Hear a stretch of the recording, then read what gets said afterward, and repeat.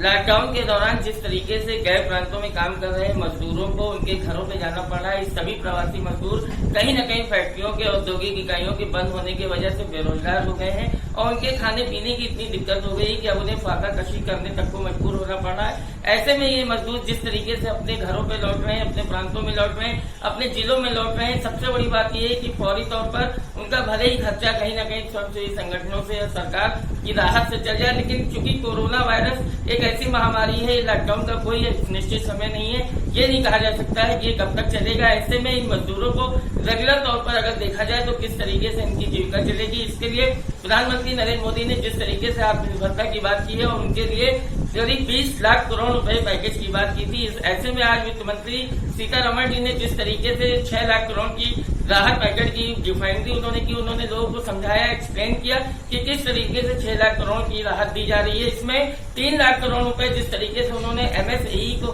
कहा है कि एमएसएमई को ये पैसा मिलने से कितनी बड़ी राहत मिलेगी। ऐसे में देखना यह है कि लोकल औद्योगिक इकाइयों को स्थानीय उत्पाद बनाने के बाद में जिस तरीके से लोकल और ओकल की बात की जा रही है उसका कितना असर पड़ेगा। ऐसे में यहाँ गोंडा में यहाँ के एक मशहूर विख्यात ऐसे उद्यमी है जिन्होंने करीब 50 वर्ष अपने उद्यम में बिता दिए हैं और वे पूरी जिंदगी उन्होंने गाँव में केवल उद्योग किया है। हमारे साथ यहाँ पर मौजूद है योगेश सिंघल जी, जो यहाँ के बहुत बड़े उद्यमी माने जाते हैं। जब मैं उनसे बातचीत करता हूँ कि वे कितने संतुष्ट हैं और किस प्रकार से इसको यहाँ पर सरकार के इस सपने को साकार करके दिखाएंगे और यहाँ के मजदूरों को किस तरीके से काम मिल सकेगा। मेरे साथ यहाँ मौजूद है योगेश सिंघल जी। योगेश सिंघल जी नमस्कार।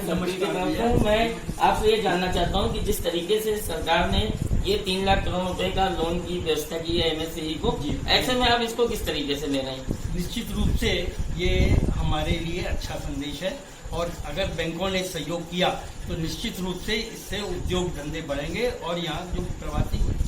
जो बाहरों से लौट रहे हैं वो जो मनरेगा में चले जाएंगे, बाकी के लोग जो हैं निश्चित रूप से इसमें सहयोग करेंगे और उनको कुछ न कुछ जीविका मिलेगी जिससे कि वो अपना जीविकार्जन कर सकें और अपनी रोजी रोटी चला सकें। बैंकों के सहयोग से ही कैपिटल का इंतजाम होगा पार्टियों के लिए और व्यापारियों के लिए, और व्यापारी लोग उससे अपना प्रोडक्शन बढ़ाएंगे, उससे जिसकी वजह से सरकार को टैक्स ज्यादा मिलेगा और लोकल स्तर पर जो प्रवासी मजदूर लौट रहे हैं उनको कुछ न कुछ रोजगार जरूर मिलेगा। जिस तरीके से लोगों की आदत बन चुकी है कि वे चाइना का, यूएसए का, जापान का व तमाम ऐसे बड़े बड़े महानगरों का सामान इस्तेमाल करते हैं, उनका उत्पाद इस्तेमाल करते हैं, वे लोकल स्तर पे सामान नहीं पसंद कर रहे हैं या उनको मिल नहीं पा रहा है। ऐसे में आप लोगों से क्या अपील करेंगे कि वे किस प्रकार से यहाँ के लोकल उत्पाद, जैसा कि प्रधानमंत्री जी ने कहा है, उसका इस्तेमाल करें? मैं सभी लोग व्यापारी सभी लोगों से जो हमारे मंडल स्तर में है या जिले स्तर पे उनसे प्रार्थना करना चाहूंगा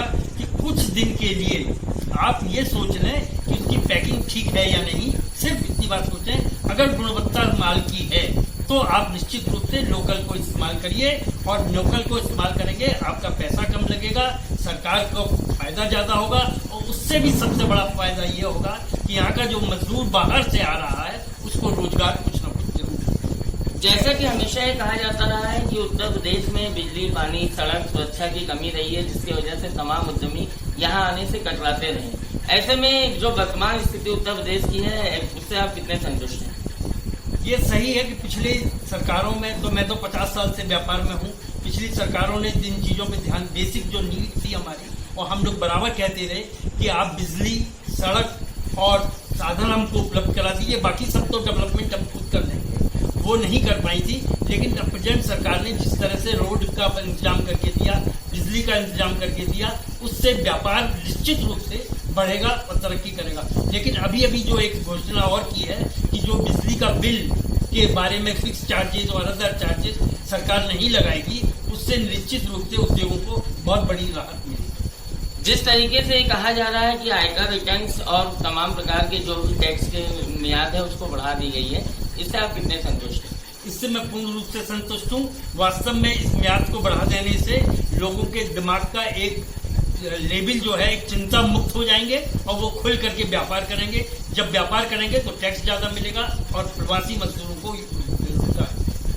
तो ये थे हमारे साथ मशहूर उद्यमी योगेश सिंघल जी, जिन्होंने ये कहा कि सरकार की इस नीति से वे काफी संतुष्ट हैं, बशर्ते जो हमेशा ये देखा जाता रहा है कि सरकारें तो तमाम प्रकार से राहत पैकेट की घोषणा करती चली आई है, लेकिन लोकल स्तर पे कहीं न कहीं बैंकों के सपोर्ट न करने की वजह से व्यापार आज तक बंद नहीं बढ़ पाए हैं और जहां थे ज्यों की त्यों रह गए हैं। फिलहाल उनका ये मानना है कि जिस तरीके से मोदी सरकार अपनी नीतियों पे काम कर रही है, ऐसे में बैंक अब उनका जो सपोर्ट करेगी। मैं गोंडा से अंकुर